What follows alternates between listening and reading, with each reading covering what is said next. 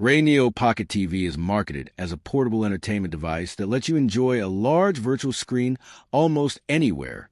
The ads make it look like carrying a personal cinema in your pocket. But the real question is, should you buy before watching this? Now, to be fair, portable display devices can offer a unique viewing experience, especially for travel, gaming, and watching videos on the go. What it does well: large virtual viewing experience.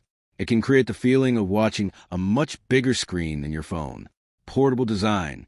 It's compact enough to carry while traveling or commuting. Where the hype falls apart, it won't replace a real TV for everyone.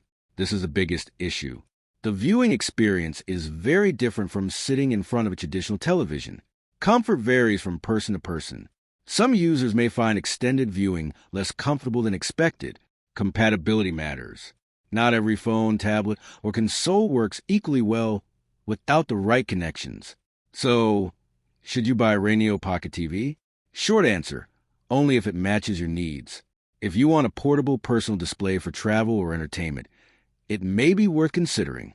But if you're expecting it to completely replace your television or monitor, expectations may be too high. Thanks for watching. Don't forget to like and subscribe for more videos.